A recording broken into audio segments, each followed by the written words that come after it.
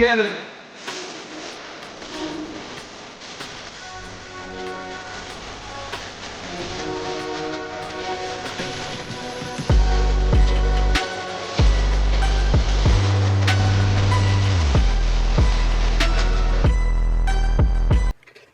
What is going on, everyone? It is Monday, and you know what that means. You got your three favorite knuckleheads here to make your Monday that much better. We like to start you off on a good foot on this new week. We have a great special guest with us today. We got Mike Rooth joining us here today. Who knows? He could draw on the live stream. We don't know. It's going to be a fun day. But as always, before we get going here, let's say hello and see how everybody's Monday's going. Steve, how's your Monday going? G'day. It's going great as I'm on vacation. Oh, you're lucky. So what did I do on my first day of vacation? I did flooring in this upstairs comic room. So, can't wait to get back to work. Lohit, how's your Monday? I didn't have a vacation, but I also did some fixing because my ceiling had like a seepage. So people came in and they fixed it. So I was just watching them in awe. And So you were being the supervisor. absolutely. I'm like, okay, yeah, I think you missed a spot there. And they're like, we know what we're doing. And, so okay. I know it's tough being a boss. Absolutely. It is. Mike, how's your Monday? It's been great. Yeah, it's been busier than I thought, but it's been okay. I had an eye exam today. I haven't had one of those in 40 years, so that was eye opening. And Nope. other than that, I had to make a revision to a cover that I handed in yesterday. Tiny little revision. I forgot to add freckles to a character. You'd be amazed at how upset editors get over little things like that. How did you forget her freckles? I mean, it just didn't cross my mind. I was up late painting, But so I had to add freckles to a painting. But other than that, it's been a good day. Awesome. My Monday was good. It was really, I was supposed to be working, but I was working for this show instead of today. But that's okay. My phone's just about dead from everything. But hey, it works in the long run because we get great guests like Mike Rooth joining us. Oh, thanks, man. Before we get going, I'm going to shout out some people in our chat, shout out a couple of links and everything for everyone to check out. If you want to be in the loop of what we got going on here in Canucks On Comics, some tips on how to organize, some in-depth comic reviews, come check out our newsletter on IG, where we announce upcoming events, upcoming guests, stuff like that. The link is in the description and also in the chat here as well, so you can check it out, click it over. Also, we have links for Mike as well, so you can go check out his websites here too. We got Mike Rooth, Big Cartel, and Mike Rooth also. They're in the description and in the chat as well, so you can click it and go right to them. Steve chiming in. What's going on, Steve? Who's here with us already? Hey. We got Matt Likes Comics here with us. Hey, Matt. What's up, Thanks man? for being here. Cheers to you. Hoisting the Timmies, boys. Hoisting the Timmies. Lohit, is that still that Blue Jays cup? It's that same goddamn Blue Blue Jays cup. cup. It's Oh still my the same. gosh. There's nothing in it, but he just holds an empty cup beside him. Look, We have stuff in ours. I have a sword. Do you have a sword? Mike, Lohit Matt trying to get says us he'll can- see you in Ottawa soon. Yes, I will. Yeah, looking forward to that, man. Ottawa's a great show. We got Gary B joining us. Cheers, Gary B. Gary B, what's up, man? What's Gary. going on? He wanted to come on here, but Dan shut him down. It's all Dan's fault. That guy, eh? Hey, Gary. We got Steve Coffin joining us. What's Steve, going on, what's up? Steve? Thanks for being All the here. good Steves are here. I love it. We got Best Wellbore name. Brad joining us all Brad the way from Prairies. Berta Brad. Matt saying hi to everyone. I raised my all dressed chips. All dressed chips. That's what I Yeah, like to boy. see. Gotta have them all dressed. And we got Collector P. What's going on, Paul. Collector P? Thanks for being here. Oh, what's up? So yeah, we'll shout out everyone else as they come in. We'll give a shout out to Gary No Dirty. Dirty American allowed. Gary from Rochester. Dirty American. But as always, how we love to start the show off is let's see how many books we got on our pull list. As always, Oops. Steve goes last because he takes the whole comic shop pretty much. So. Alphabet at least. So For me, I only have 5 on the pull list this week. Lohit, I have like around 11. 11. This is a big week for me. Mike, what about you? As far as I know, I only have one. If Conan the Barbarian's out this week, I have that. I think number 34 is out this week, so that Yes. might be the only thing on my pull list. Conan. I'm really only collecting it well, my Red Sonja books, which I'm doing covers for, and then also Solomon Kane, because I'm really enjoying what Pat Zurcher's doing with that story. His miniseries are great. And then Savage Sword of Conan comes out once a month, I think, still, so I grabbed that one. too. And I've been really pared down my collecting. Oh, I still collect Concrete, though. I have Concrete. Paul Chadwick came back with Concrete, which I'm super excited about because I love that comic from Dark Horse. So I've been reading that, but I don't think that's this week. It might be. I'll find out when I get there. Awesome. All right. Steve, how many books we got on the poll list? And Gary says 50% tariff on all future candidates. 50% of zero, Gary. 24. Whoa. 24? Heavy That's hitter. including the variants. So we God. got, Absolute Catwoman, Wonder Woman, Black Tower, Corpse Knight, Eye Collector, Hammerfrost, Rom, Terminal, Void Rivals, Follow the House of Slaughter, Stuff of Nightmares, Iron Coffin, Black Star, Conan, 34, coming out, Gun Honey, Catacombs of Torment, Denver, Nice. Minotaur, Bad Thoughts, Bloodland, stuff like that. Terminal, Very cool. There's going to be an exclusive at Fan Expo too. Oh, It'll be cool. Nice. Right on. Did you scroll them fast That's- enough there as I was saying them in the speed round there, Lohit? I tried, Yeah. but I was. See, I Hammer just- Fist. He's getting it. Yep. Did you say Rom? Yeah, Rom 1. They got a special coming out. I know There Bradshaw's it is. doing covers for Rom, I think, right?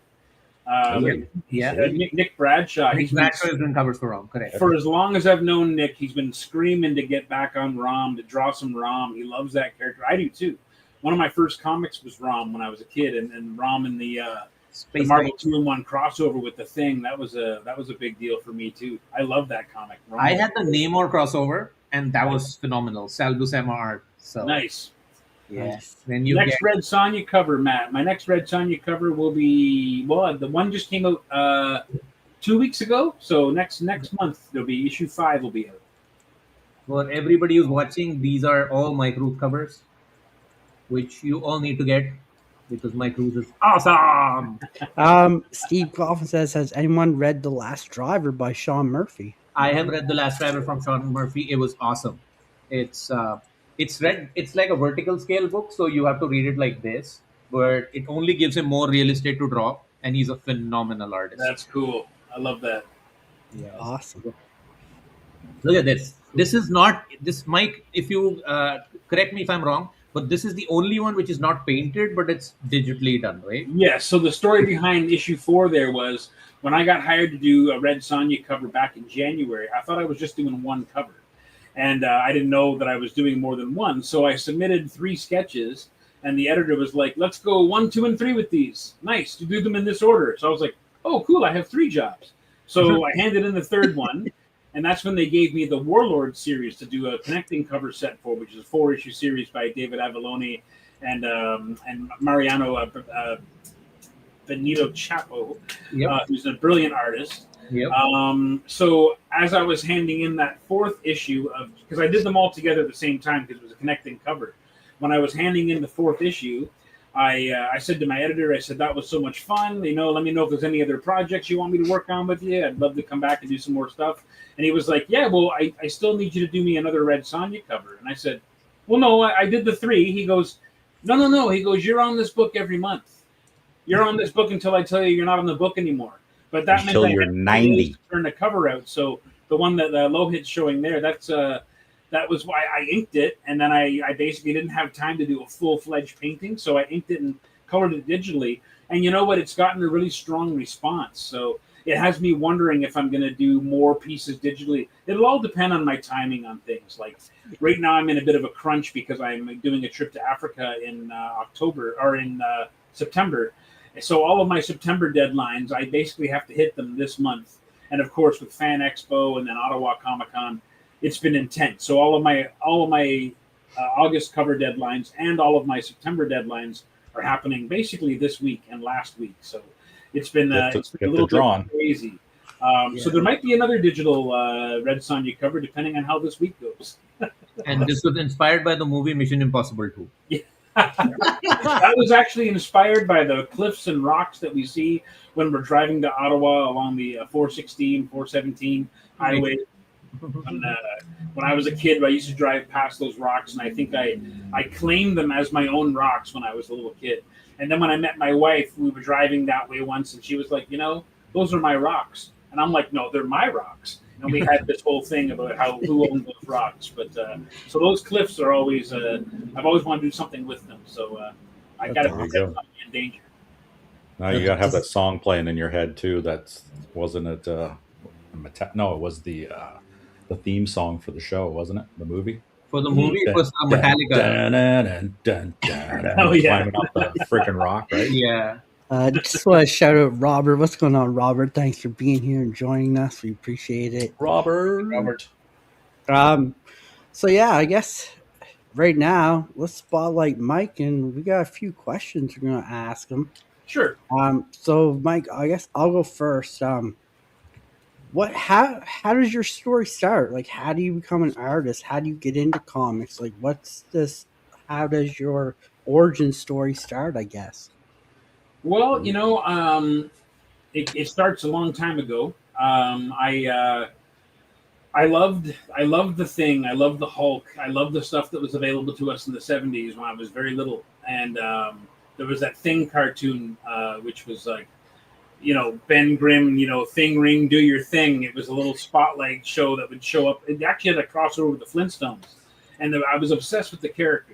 And I had a neighbor, my next door neighbor, who was my age, and his dad was a big comic collector. So I'd always smuggle comics out of their apartment and sneak them up to my apartment, and so it started very young. And my mom actually used to draw quite a bit. Oh, very cool, man. My mom used to draw for me, and she would draw. She knew I loved all these characters, and she had a really good, like, a natural gift for drawing, I think. And so she would draw these.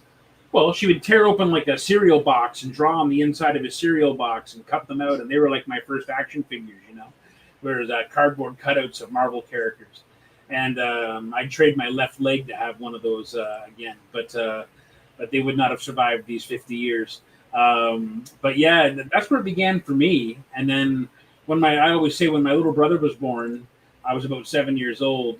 And around that time, she had to devote her attention to my little brother. So I just started drawing on my own, and she would kind of, poke her head in the door and see what I was doing, and guide me a little bit when I was drawing. And so it always just was a passion to draw. And then in grade school and then into high school and beyond, I was just kind of always the art kid, So that's really what it was. I wasn't gifted in any other way, if I even am gifted in this. I don't know if I believe in things like gifts or talents. I think that really all that matters is the work that you put into your passion, the time you put into the chair, as I say.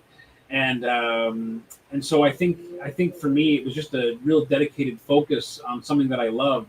And I was grateful to have parents and grandparents and friends and teachers who all supported me in that effort.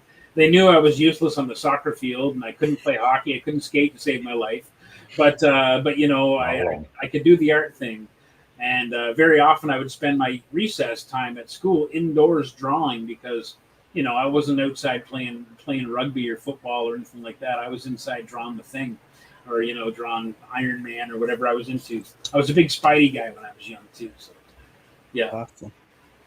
And Gary said it'd be cool to see Mike do covers for the Heroic Signatures digital novels as well. Speaking my language, Gary, I would love that too. I'd love that more than anything. Anytime I get to touch anything Conan or anything Robert E. Howard, I am delighted.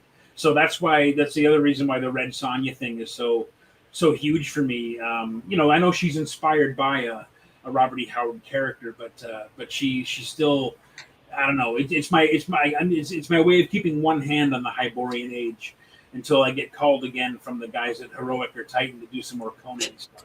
Titan, come on, Mike Titan. in here in his room drawing boobs. Drawing boobs. And Wildboar says a fellow Canadian who can't skate. Hey, yeah, Right here, buddy, too. I Steve, can't skate either, so. My wife skates like a dream, but I am helpless on skates, man. Helpless. Oh yeah, terrible. Yeah, I'm surprised I survived my childhood. All the times I fell on the ice, I just gave up one day and said, "That's it, I'm done, no more." You know what I did when my parents forced me to skate? We would usually do it on this frozen creek. Oh And yeah, I'd get the skates on, and my ankles were horrible. So I'd look on the ice, and I'd find cracks, and I would always. wedge the blade into the crack, and then I could stand up. And I'd be like, "All right, we're good. I'm just going to stand here." I never really understood the concept of skating in terms of how you position your feet and how they create that platform movement. I was just this guy. I was just like, Yeah, like Scooby Doo, like running from a ghost. Like skating for me is like walking. Like it's just natural. Oh yeah, my dad was on his ankles. On skates. I was like on the ankles like this walking. Oh yeah, that was me. Yeah, that was me. Only I was kicking and flailing and screaming and crying. Yeah. Steve, you got any question for Mike? I have a question for Lohit. Do you know how to skate? I tried a couple of times, but I fell on my bum and it hurt really bad. And then I was like, no, sorry, this ain't for me. That's so fair. I love my bum. Can you blame me? No, I can't blame you. There you go. Because it would hurt, yeah, and that's bad. Absolutely. Oh yeah, Mike. How big's your PC? Do you actually have you have a PC, right? Your personal collection? Yeah, it's an ancient iMac from about 2013. It's a good size though. It's got the old monitor and it's upright monitor. Yeah, it's big tower. I'm amazed I can even run this StreamYard service on it, man. It's 100 megabytes. Searing like and big 6-inch floppies, right? Yeah, that's right. The old big thick jazz drive. No, it's not that old, but it's a pretty old piece of kit. Yeah. We ain't judging, so you're fine. So your comic collection, how many books in your collection? Well, I've been collecting since I was a little guy, and I used to buy everything out of the quarter bin. I didn't get an allowance when I was a kid, but if I did chores, I'd get quarters, and a quarter meant a new comic book.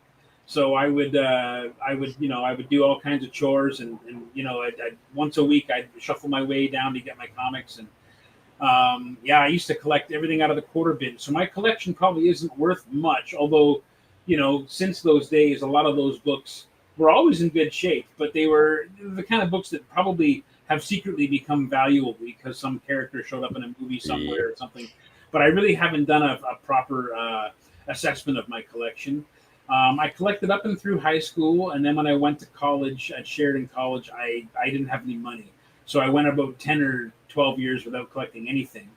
And then my wife and she was into comics as well in high school, and we kind of got back into it. And so around, I want to say around 2000 and probably around 2005 or so was when I kind of seriously got back into collecting again. And then I collected everything that I loved until I got to about the New 52 when that started in 2010. And then at that point, I just collected Swamp Thing, and I really stripped it down. And then I would just kind of pick up the odd thing here, and then I pick up Red Sonja, I pick up Thor. I got the Jason Aaron Thor and stuff like that. Yeah. Some indie books. I used to read The Boys and The Walking Dead. Walking Dead wasn't even it wasn't a thing. It became a monstrous thing, but at the time, I just thought it was cool because it was a black and white book about zombies. So I have some neat old books that way that are old books now. But yeah, my collection, I probably got about 22 or 26 long boxes of stuff, and a lot of it's probably crap because it was mostly collected in the 90s, the 80s and 90s. So you mentioned Swamp Thing. So how was that love for Swamp Thing coming out of the New 52 run by Scott Snyder? Is that where it was there, or did you read? No, the I mean, Yannick? I love that stuff. I love especially the Yannick Paquette stuff. I thought Yannick. that was just so amazing. And Marco Rudy had a time on that as well. He was great. I got into the Saga Swamp Thing stuff in the '80s, Okay. like the Alan Moore stuff and like the original, like the Len Wein and Bernie Wrights and stuff. I Bernie really Wrights. loved it. Yeah. I didn't have it in a regular collectible way. I would just find random issues and buy them, whatever was in the quarter bin, you know. And I loved the Fantastic Four, so I got for a little while collecting Fantastic Four, and I have some nice issues in the low, you know, the under 100s, like. I had the first Black Panther. I had the first, you know, Blast Star and Silver Surfer and things like this. I sold my Black Panther, my FF52 for to pay the rent 1 month, which broke my heart. But such is the life of a freelance artist, you know. What you got to do. You got to do it. I sold my entire Jason Aaron Thor collection literally the day before we found out that the whole God Butcher story was going to be a film. Now, thankfully, it was a terrible film, but Love and Thunder. the value scale was completely different when I sold literally the day after I sold my Thor collection. The value scale on that changed entirely. There you go. Gary says it'd be nice too if they'd hired Mike to do some Fire and Ice covers. Dude, I'm trying to will that into existence all the time. Dark Wolf in particular. I don't know how I haven't gotten a Dark Wolf cover. They know I want to do one. I've been the people at Dynamite have been so fantastic to work with. They've been great with me. They know what I want to do, but they keep on giving me the ladies to draw, which is good because I need more practice drawing ladies. You can't get More enough boobies. You can't get enough experience doing that. It's not something I ever gravitated towards when I was drawing. So I always loved Red Sonja, though. I always say I've had a crush on Red Sonja since I was about 7 years old. And I saw those old issues of Savage Sword that she showed up in. That was mind bending to a young boy's brain for sure. It's better than the Sears catalog. Yeah, the Bridget Nielsen movie was my first movie, and Oh, I've yeah? been in love ever since. So, Yeah. as you can see, the T-shirts, Love we've it. got all your covers, we've got these action figures. So Amazing. Yeah, so I've been a Red Sonja fan ever. And when you told me like, I'm gonna do Red Sonja. I was like, there goes my budget. So Honestly, it's been other than the work I've done with Titan on Conan, the Red Sonja thing has been more than I ever could have dreamed to get to work on. And the fact that it's every month for as long as this series runs, as far as I understand it, I hope it runs forever. I hope it runs until I'm too decrepit to hold a pencil. You know what I mean? Until I'm literally a skeleton with eyeballs that can still draw. I hope I'm still doing it then because it's just been a thrill. And what's amazing is I've been enjoying the series so much, like to read it as well. But at no point have they given me any script to look at or anything, any guidance beyond just draw something cool, draw something iconic. You know the character. Like having a publisher trust me in that way is a very powerful feeling. And so I can just try stuff out. And if it works, they go, yep, cool, do that. You know, that's great. And if it doesn't work, they're like, nah, do something else. So I guess my next question for you would be if you could draw one character or for one publisher, which character would you want to draw the most? Well, if I only got to do it even once, I would love to draw Ben Grimm from Marvel Comics. I did get to draw Ben Grimm for some advertisements that showed up in Marvel Comics, and I once designed a Fantastic Four pool table for Duffer and Games, which I don't think ever got. I don't know if it ever got made. I did tons of artwork though. My Conan books. Yeah, like I loved the Thing series when I was a kid. The Marvel 2-in-1 was great, but the Thing series was like the thing that I had to get every month because it was just so crazy. Here you have the Thing. He's gone to Battle World, Secret Wars. You know, he gets left behind because when he's there, he can control his transformation. It's the only time in his life when he's in touch with his humanity. So it's the space adventures of Rocky Grimm. It's him battling aliens, and it was like the closest thing. I've told the Gary about this too. It's the closest thing to like a Conan story, but featuring Ben Grimm, because it's always these wild adventures. And he's flying on a giant dinosaur bird, or he's fighting rock monsters, and whatever it is. I finally finished my collection of the thing. I finally completed the whole 1 in 36 collection amazing. of the thing. Congratulations. That's been my pride and joy. And actually, a couple years ago, my friend Adam, who owns who was the manager of the Nexus Games comic shop in Kingston, Ontario, he brought me the big omnibus collection of that series, which also has, I think, the Project Pegasus Marvel 2-in-1 in there and some other things. And it's just a beautiful thing because it's got it's printed on that super thin Bible paper. It's like, how is this entire series on this omnibus? You know, so it's just a beautiful thing. But I love that series because, you know, the Thing comes back from the battle planet when the planet's destroyed, and he shows up with a bunch of roses. He's got a ponytail and a beard. He's a human again. He comes back and he knocks on the door at Alicia Master's house, and Johnny Storm answers wearing a towel around his waist. And my heart exploded, and I died in that moment, the same as Ben Grimm. And Ben turns back into the Thing, and he never becomes human. He never has control to become human again. And to me, the Thing is just such a beautiful character, and he really is, like you've said, like the heart and soul of the Marvel Universe. So if I could ever get a chance to draw the Thing in any capacity for Marvel, that would be the number one dream. But other than that, it's just Conan and Red Sonja forever, you know. Absolutely. And these are Mike Rooth Thing covers. These are done by him. And you do a lot of this amalgamated stuff wherein you take the Thing or Teenage Mutant Ninja Turtles and put them in a Conan world or something else. Oh, yeah. I try to put everyone in the Hyborian age if I'm drawing them, just for fun. It seems to be, even yesterday I drew Jeff the Shark, Sumerian style, you know. That is awesome. Let's go. Love it. That's awesome. I love that My you name do is the Jeff. crossover thing, and I think that's your sort of your jam. So I really enjoy it, to see, because when I saw these covers, it's on a Savage Sword of Conan, and I'm like, what is the Thing doing there? Was there a Marvel crossover that I missed or something? And it's that's a Mike Rooth cover. And I know Mike Rooth, so. So before we get to Steve, Gary had a question. He said, if you could do a collaboration with any Red Sonja artist, past or present, who would you choose? Oh, man, what a great question. Oh, there's been so many good ones. Frank Thorne. You know, I'm gonna go really easy and just say Frank Thorne. Yes. Because you know what? I've been rereading those lately, and he just did something. Yeah, he did something with that character. There's nothing about the drawings of her that make sense, but they make perfect sense. There's her face is so like a cartoon. Her hair is so absurd, yet he makes it work so well. And he was just an unbelievable designer. The pages, the way they're designed, and the scenarios that she would be in, you know, whether that was Roy Thomas or whoever was writing that stuff. There was just something kind of different about what he did. And looking at his stuff is just so, it is such a lesson now for me.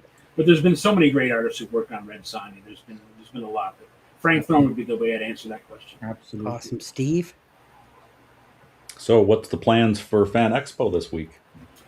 So that's interesting. Fan Expo, this week I'm working on 2 covers for Dynamite ahead of the show.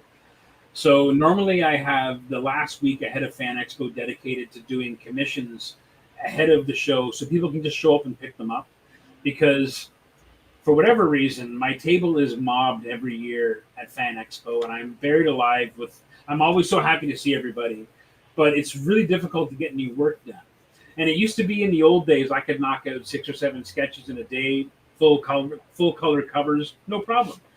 But nowadays, I'm lucky to get 1 or 2 sketches done at a show if I'm lucky, just because of the chaos and the noise and the constant handshakes and the constant hey, what's up? And, you know, my life here in Oakville is just my wife and I and our cats. So we don't see a lot of friends. We don't see a lot of family. And as a result, I see all the people that are really important to me at the convention. So there's a lot of catching up to do. But this week's going to be good. I'm sharing a booth with Nick Bradshaw, number 323, if anyone's going. It's a 10-foot booth, I think, that we're in. So it's going to be Nick and I. I'm so happy because Nick is a good friend of mine, and everyone just loves Nick. And the guy is a brilliant artist. His Red Sonja is amazing. I love Nick's Red Sonja. He was doing covers for Red Sonja a little while ago, and I loved his stuff on that. Highly detailed work, highly proficient drawing, like just a masterclass in illustration, and just a lovely guy. So I'm looking forward to that.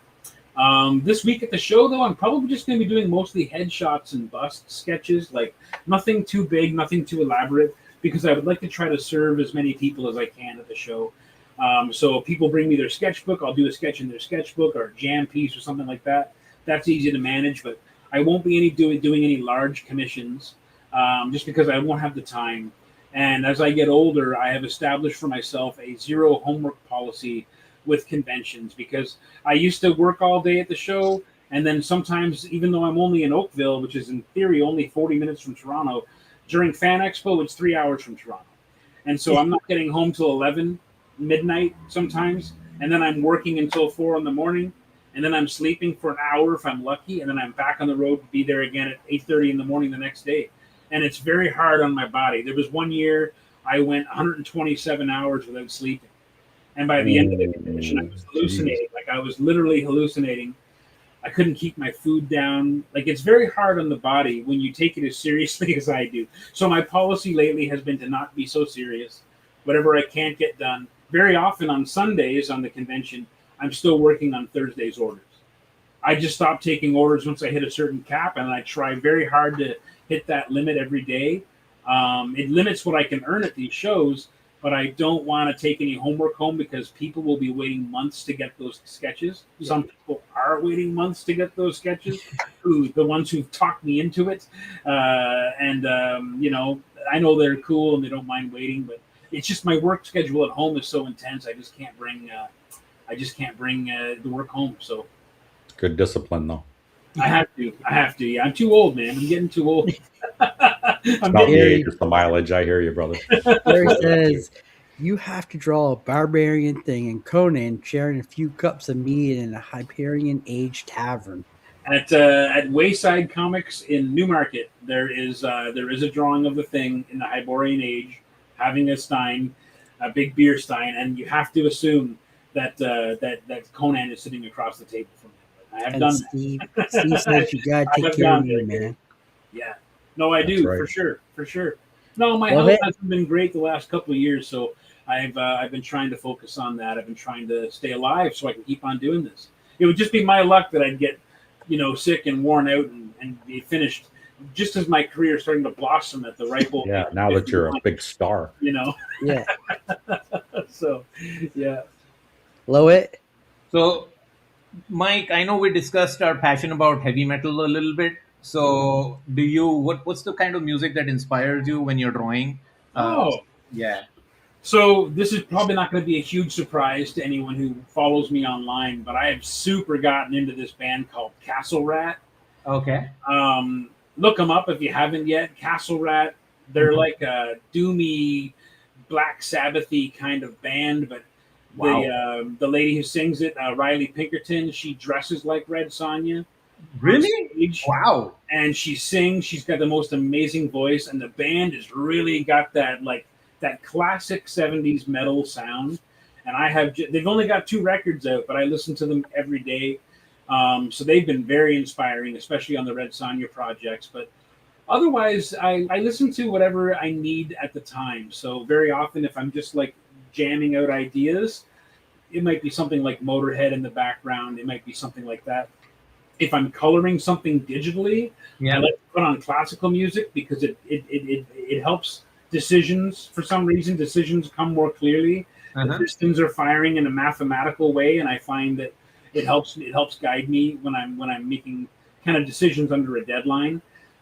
Otherwise, I just love 50s and 60s and 70s classic rock. I grew up on the Beatles and the Who and all that kind of stuff. So that's always on the go. But my wife and I love the Magnetic Fields. We love the National. I got a very, very broad musical range. But when I'm in the studio lately, it's a lot of Castle Rat. Look them up. You'll love them, man. Yeah, sure, 100%. Awesome. So, yeah. Yeah. So, Mike, I know Lohit touched a little bit on this, that you paint covers. So, So do you rather paint your covers or like color it with like markers or whatever they use? What's your favorite style to use? So lately, I've been painting my covers, and I'm not sure why I switched on to that. But last year, I can't remember what the first assignment was. It might have been Vampirella assignment. I decided to just do the whole thing traditional. There's a lot of safety that comes with doing things in the more comics are generally inks and then colored digital. That's kind of how 99% of comics are made now.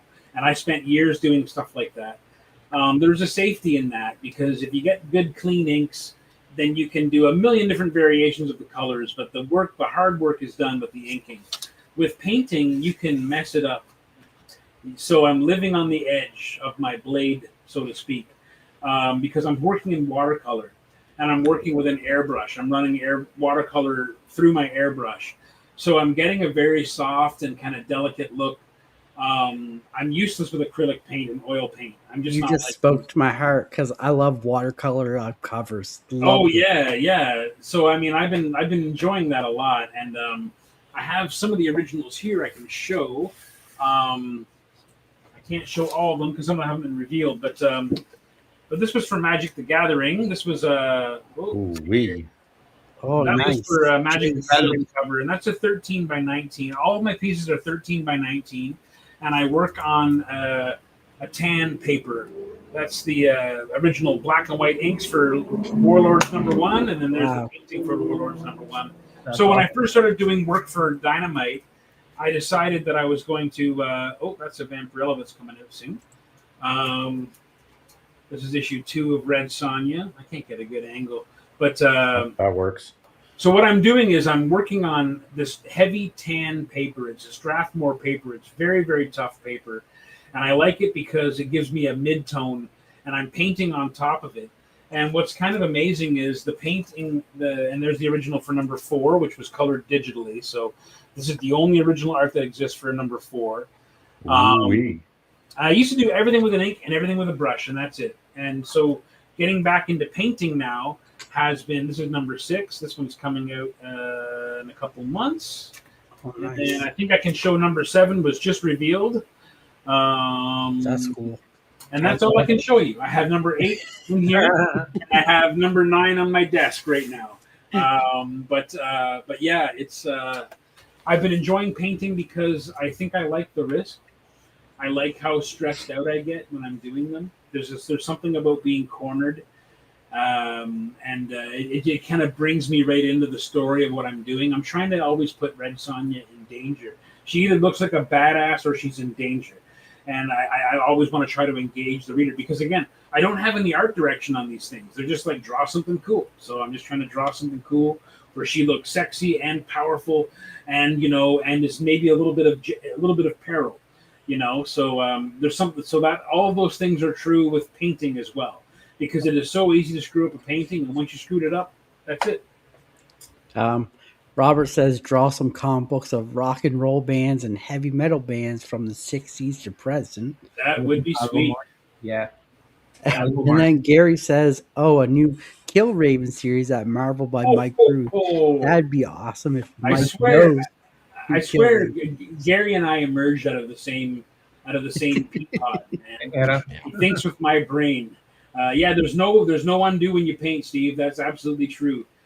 There's no undo, and that's what's so terrifying. What's hilarious though is you spend enough time working digitally, and then you switch back to traditional. You're painting, and your left hand is actually going for that undo button, which isn't there.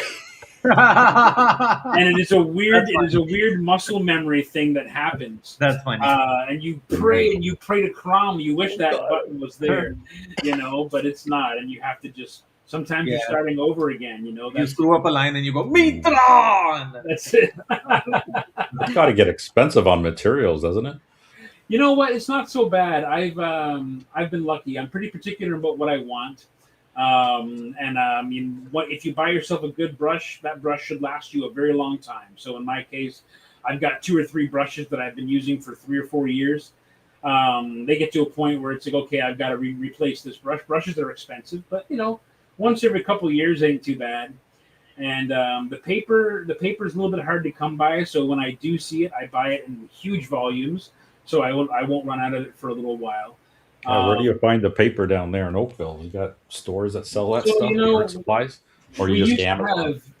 we used to have great art supply stores here, but we don't anymore. We had a Curry's here, and Curry's was fantastic. All the Curry's are closed now. We had one in Hamilton, we had one in Noncothra, and they were like Shangri-La when I was in college, because the Sheridan bookstore where I went, they had everything we needed, but it was so outrageously expensive. And I mean, half of my student loan probably went to art supplies for, and I'm talking art supplies just for drills, just for like quick 30-second life drawings in classes, things that are going to be discarded. So I'm pretty particular about what I like to work with now.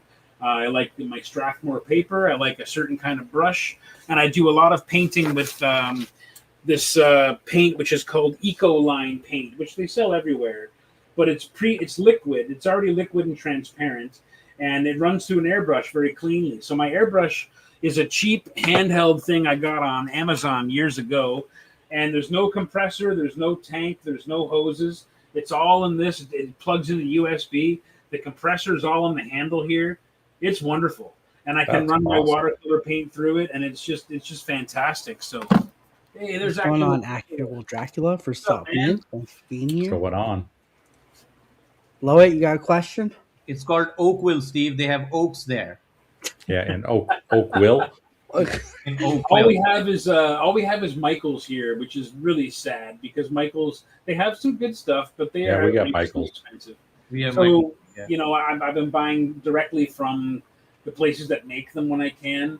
The paper that I like is harder to come by because I like to work very large, and they sell them in like 8x10 pads at the Michael's and other art stores, but getting the big 18x24 sheets are hard. So when I find someone who's got them, I buy like 6 decks of it, and then I've got it for years, So, yeah. So, do you just do covers, or do you do panels as well? Like, do you do the panels in the comic too? I have done interiors as well. Yeah, I did not as much. I would love to do more.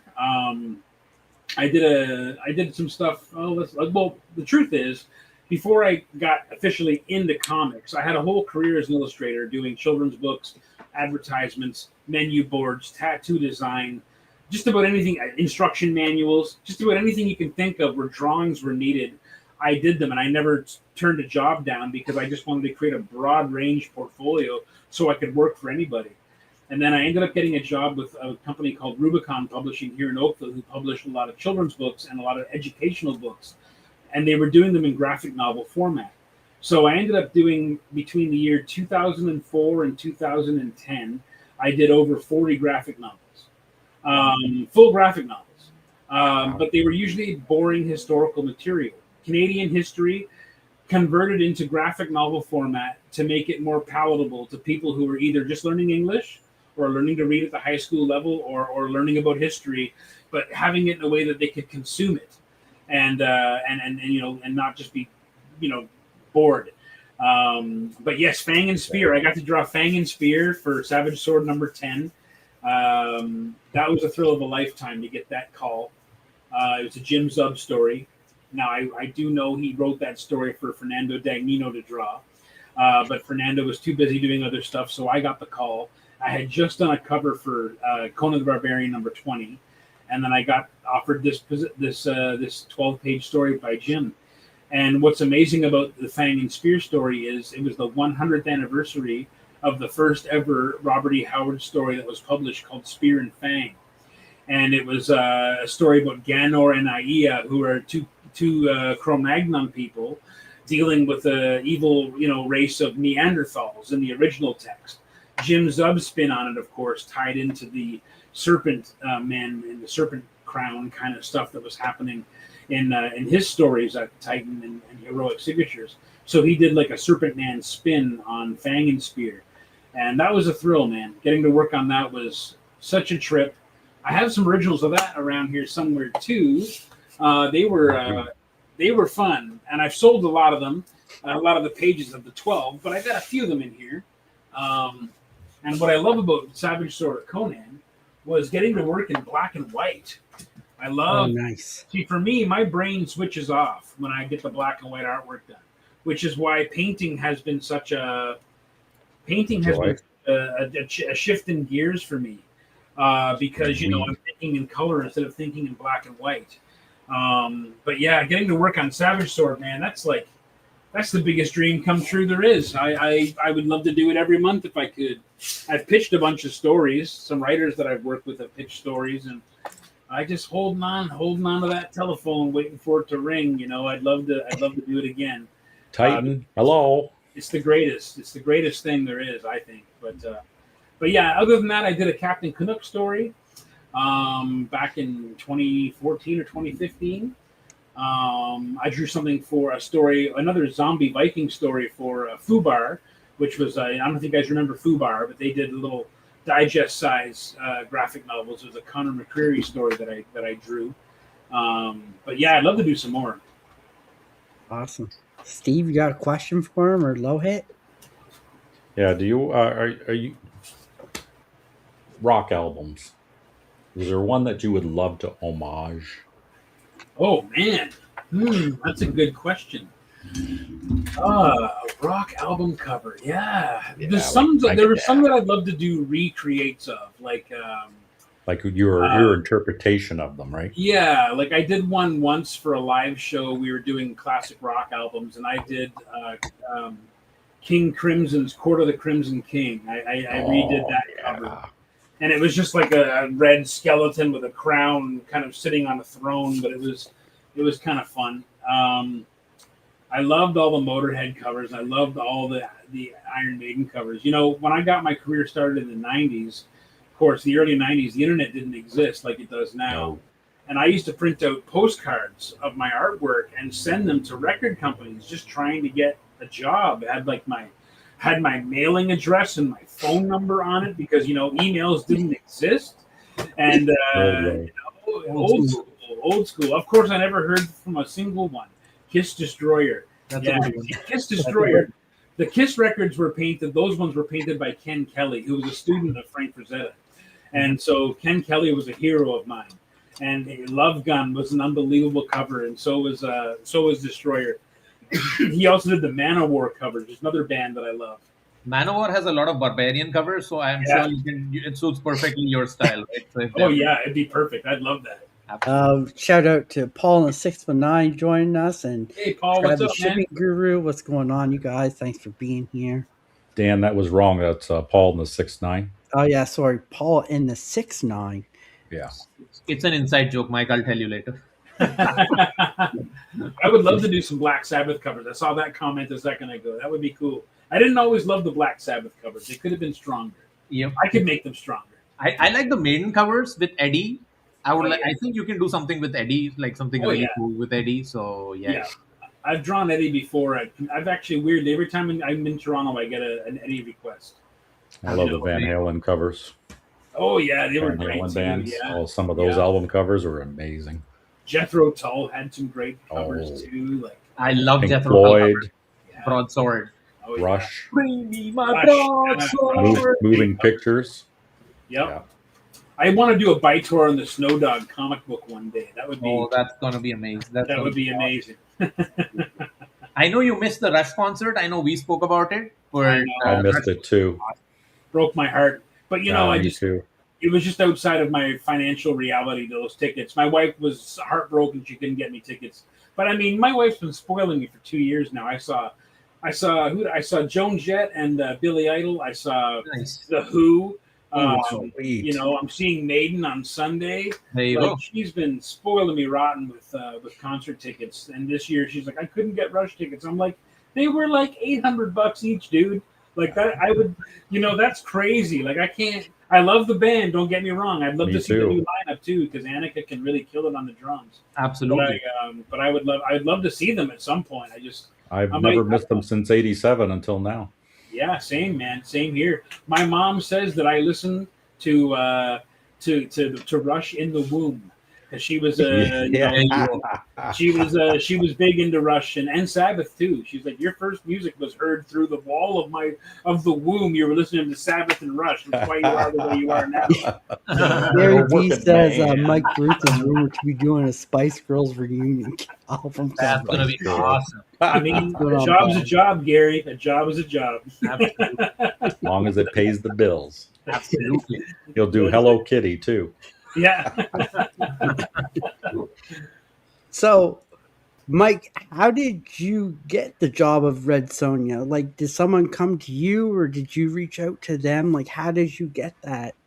So I had a few contact names at Dynamite a few years ago, and I was looking to get some work directly for the publishers because up until that point I was doing a lot of covers, but they were all retailer exclusives. And I wanted to work on comics that anyone could walk into any shop and buy them new off the shelf. That's always been kind of the end goal.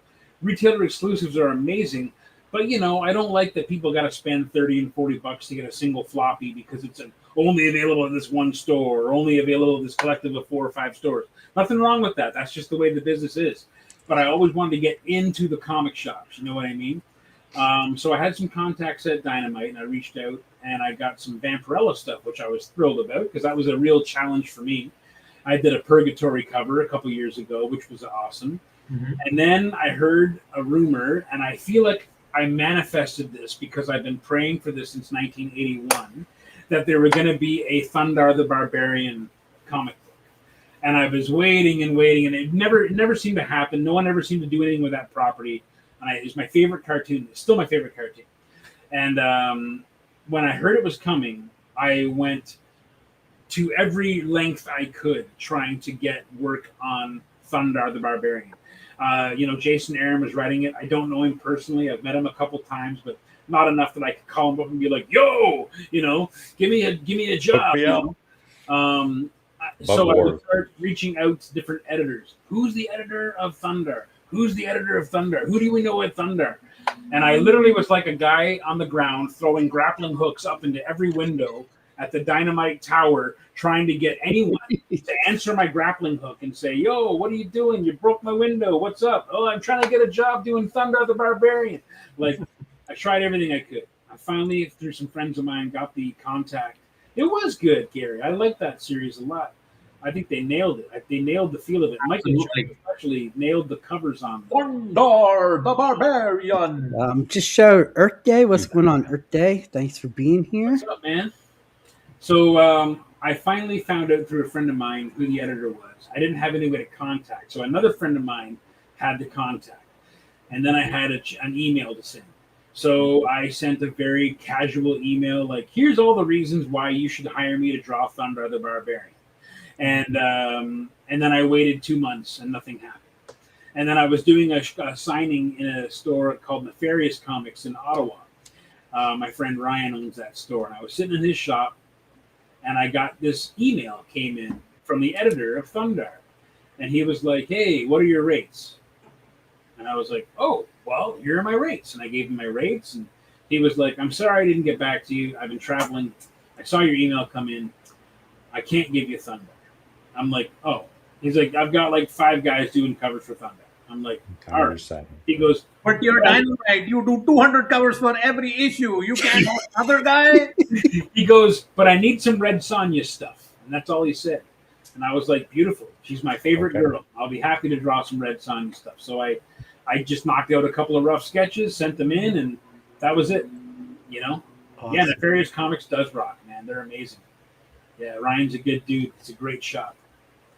So that's how Red Sonja happened for me.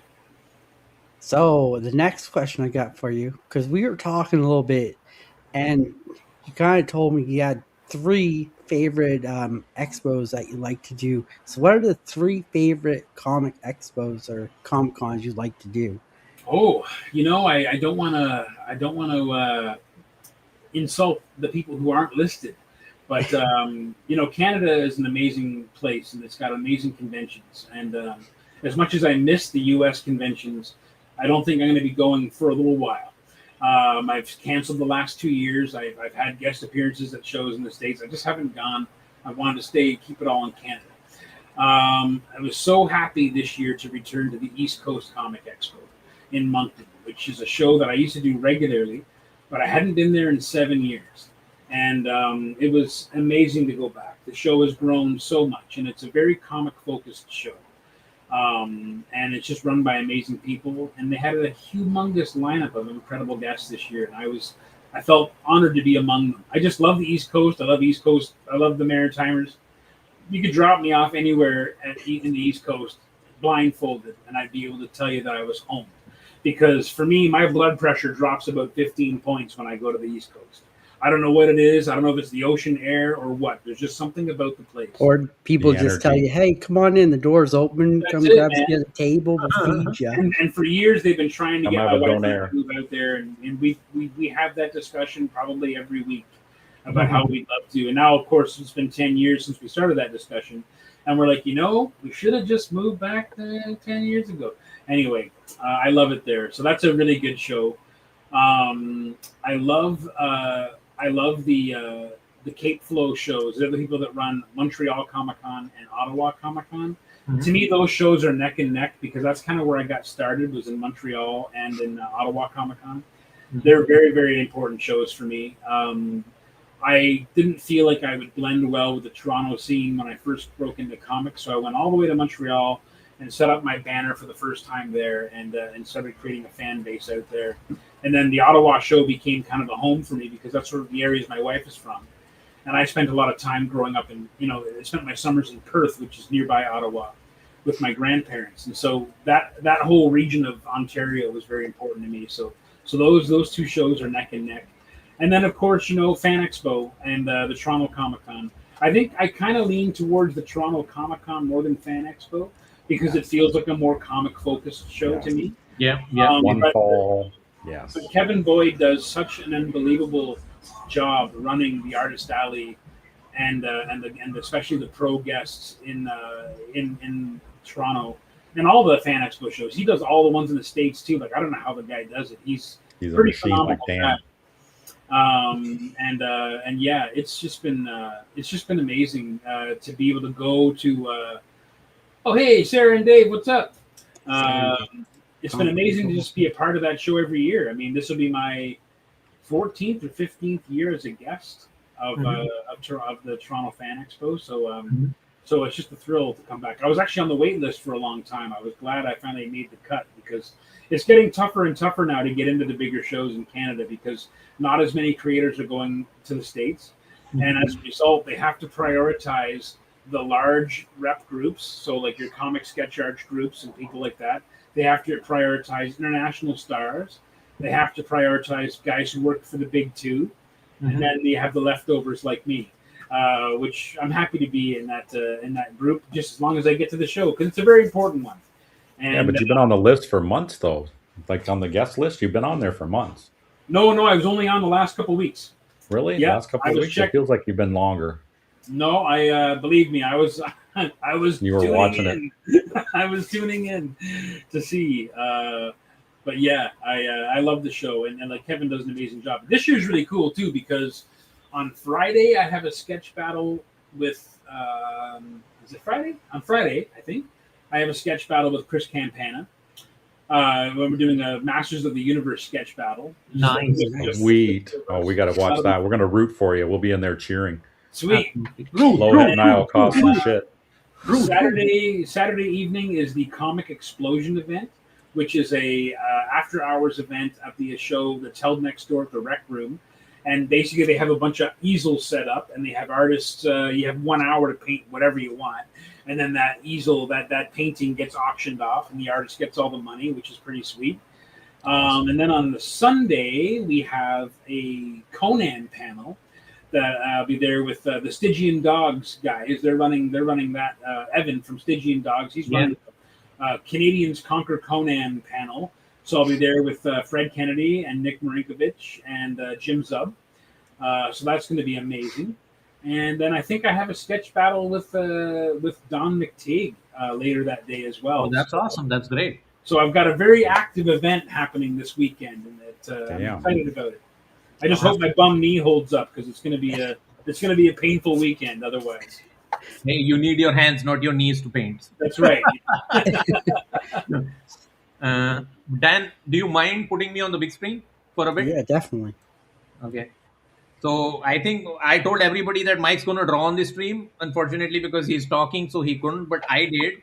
So this is Mike Rooth drawn live in the last room. With a white That's great. You're getting better and better, Lohit. Yeah, That was man, good. you're killing it. I love your drawings, man. That's great. Very cool. I'm honored. I'm honored to be in your sketchbook. There you go. Oh, look at that. Look, That's they fantastic. read a Awesome. thing. Nice one, man. Nice one. Guys like you inspire guys like me, man. So Oh, hey, I appreciate that. absolutely. Hey, you know, that's you know, I don't have any children. I've got to leave something behind. If I it's a get bit, your if it's a bit of public connection. inspiration, then you know, that's good enough for me. So we're about that hour mark. So do you guys have any last questions for Mike? I guess one last thing I just wanted to ask you is okay. So now you've had this elaborate thing with Red Sonja going on. What is next? Next, well, I can't say what I've been working on. So I have alongside Red Sonja, I reached out to Dynamite because as much as I love doing Red Sonja every month, and I hope I get to do it for the rest of my life, Mhm. it's not really enough to cover all my bills. Like, it doesn't pay huge dollars. So Right. I was reaching out to see if I could get on another title, or just a random cover here and there from a different title, because they got so many different properties at that. Absolutely. And of course, I was hinting towards Dark Wolf or one of the Fire and Ice things or something like that. And they did give me a assignment. I can't say what it is yet because it hasn't been announced.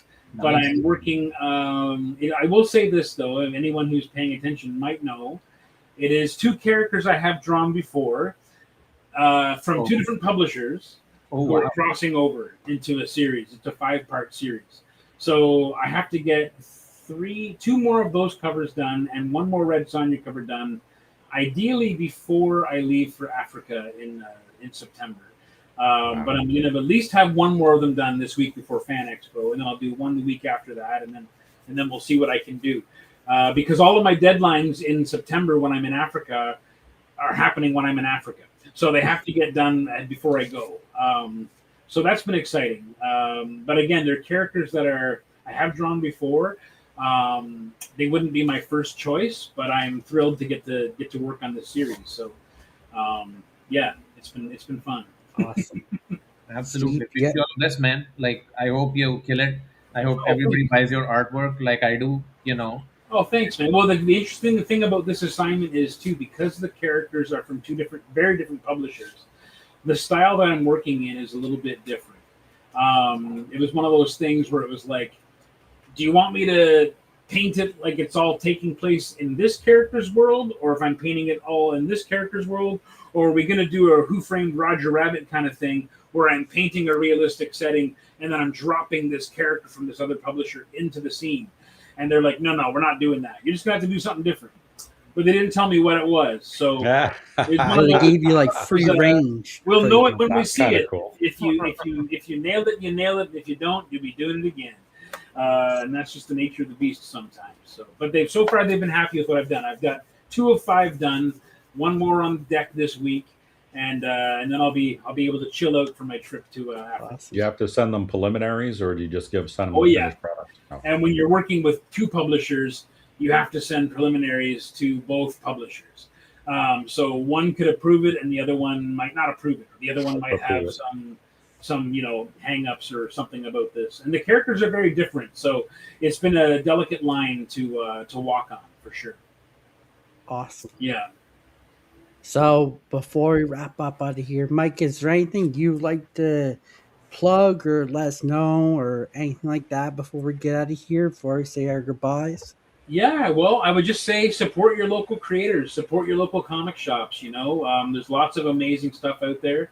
If you are coming to a convention like Fan Expo, or I'm not going to tell you how to spend your money, but that $200 signature from that guy that was in the show 40 years ago, you can spend that $400, you can spend that $200 in the Artist Alley and open up your world and open up your mind to a whole other creator's way of thinking, or buy yourself some fantastic art which lasts forever. You know, a $200 squiggle on a glossy 8x10, that same price could be spent on an original piece of art that you can hang and pass down to your children and your grandchildren and have something that's really meaningful made for you, a custom thing. So support your local artists, support your local shops. The shops especially, they need our help. Buy Canadian, support Canada. We have lots of creative people here. We have lots of amazing people in this country making comics, making books, making art, writing stories. Find these people out, give them your money. You know, like help them with their vet bills, help them with their their needs. There's just lots of amazing people out there, and yeah, keep the craft alive, man. Exactly, keep it alive. There's so much good stuff out there. There's just so much good stuff out there, and you'd be surprised. Don't just wander the pro alley too. I'm talking wander through the artist alley. There's like 700 tables, man, of people that are just coming up, just starting their path, just starting their career. You don't know what you're going to find in there. You might find the next big thing and not even know it. You know? Yeah. Awesome. That's my message. You'll find that Gretzky rookie in there. You might find the Gretzky rookie in there. You never know. The comic book equivalent of, anyway. You just never know. I've seen stuff blow up. Like, you guys know that book Headlopper?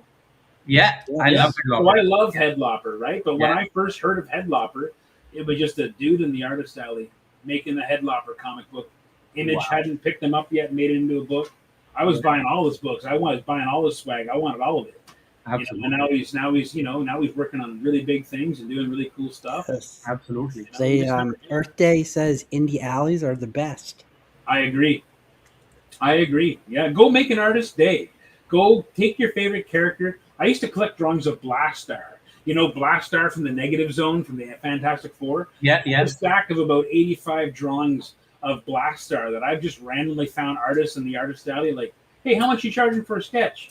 Here you go. I want a Blastar. However you want to draw them. You know, and awesome. Over the years, I've got tons and tons of them. And you know, go make some artist day. Go give some artist a chance to make your favorite character shine in their way. You know, Definitely. That's the way. Definitely. Steve says he missed doing Artist Alley. Oh, yeah. Artist Alley is great. I kind of miss the Artist Alley, too, in a way. You know, it's funny. Like, when you're in the Pro Alley, it's a bit of a different thing. I don't know how to explain it. You know, everyone in the Artist Alley had to pay for their tables, too, which is another thing to think about. Support those guys. It's not easy to get that bottom line hit. It's not easy to break even on those shows. I can't tell you how many times I've gone to the States or gone to other big shows in Canada, spend all my money flying there, suitcase full of 150 pounds of gear, you know, to try to sell at a show, and end up having a dud show. And now you're in for the hotel, the flight, you know, the cost of your table. You're going home empty-handed after giving it your best shot. You know, that's true in Toronto, too, even if you're local. Go and support those local guys. There's tons of people there. You're going to find amazing things. Definitely. So, yeah, before we wrap up, like Mike said, here, Canucks On Comics, we love supporting Canadian talent artists. We've had on some great ones. We had Jessica Archer, who's an upcoming great artist. She's great. She's awesome. We had Mike Rooth. We got Ed Breeson, who's going to be joining us on the 14th. Yeah, another local guy to meet. On the 21st, we have Sarah Cleason, who's going to be joining us, too, along with two other special guests. Amazing. To drop their Kickstarter, I think. They're going to be dropping their Kickstarter with us. Yeah, that's great. Yes. Yeah, so we got some big things coming up. If you guys stay tuned, like, we'll keep you in the know-how because we're here to support all of the Canadian. And there's a lot of great talent that we have that you might not even know about. Yeah, 100%. So, and you never know. They could hit it big like Mike or someone else like Ed or Nick Bradshaw. It just happens like that sometimes, man. Most of my friends who are big guys at Marvel and DC now were guys I met in the Artist Alley when we were all just selling sketches for $10 and just trying to feed our cats. You know what I mean? That's it. Some of those guys are giant stars now. You know, you've named a few of them. And Mike Walsh. Mike Walsh, look at the stuff he's done. Yeah, absolutely. So that's how I met Mike. Jim Zub, even Jim Zub, I met him before Conan, before Samurai Jack. When I met him, he had Skull Kickers out, and Yeah. he probably wouldn't remember that we met back then because I was just another thug in the alley. You know what I mean? Another artist alley kid. But yeah, you just never know. You never know where your path's going to take you. It's never a straight line. That's one thing I will tell you. If you're on this path, it's not a straight line. Yeah, so many side missions to get there. Sarah and Dave on the 21st for the American Hollow. That's yes, definitely support that one, guys. Yeah. And then Common Patrol says Marcus 2, Adam Gorm, Riley Rosmo. Gorm, another good one. Yeah, Adam Gorm was drawing the Teuton book written by Fred Kennedy when I first met him. Amazing book. Now he's doing Infernal Hulk. He was doing the Hulk. He just finished a run on the Hulk. He did Rocket Raccoon. He's drawn Magic. He's drawn Conan. He's got a Conan story coming out next month by Frank Thierry. Wrote it. Like nice. He was on Exquisite Corpses. Absolutely, man. Michael Walsh, another guy. Same thing. Just a Michael monster Walsh. talent. A monster talent. Yeah. But yeah, thank you, Mike, for joining us. It's been an absolute pleasure of you hanging out with us three knuckleheads and getting to know more about you, your story, and how you come up and everything like that. Everyone in the chat, go pick up Mike's covers. It really supports him and the company and the book. You might even like it. You don't know. You don't know until you try something. It's a great series. I think Lohit can agree. It's been a really enjoyable series. Yeah, they're doing it. Rory's killing it on that story. It's great. Yeah. And Pablo's killing the artwork. It's just fun. I just love Red Sonja, but I'm really enjoying the story. The dude with the metal nose, I love that they make fun of that guy. It's unbelievable. Yeah, he's so cool. I know from me, Lohit, and Steve, we appreciate you coming on and giving us your time because we know you're a very busy person and we appreciate all the time you gave us. And same with the chat. We appreciate you guys being here as well and giving us your time to get to know Mike and hang out with Mike. But till then, guys, I hope you have a good one, and we'll see you next Monday here on Canucks On Comics. And Mike, we would love to have you back whenever you want to. Anytime you want me back, guys, I'd be happy to come back. This has been a lot of fun. I really appreciate your time too, and a chance to talk to somebody because this is very solitary work that I do. So it's nice to be able to reach out and connect with the fans for sure. Awesome. But yeah, guys, till then, have a good one and raise those Timmys high, and we'll see you next Monday. Be good, fellas.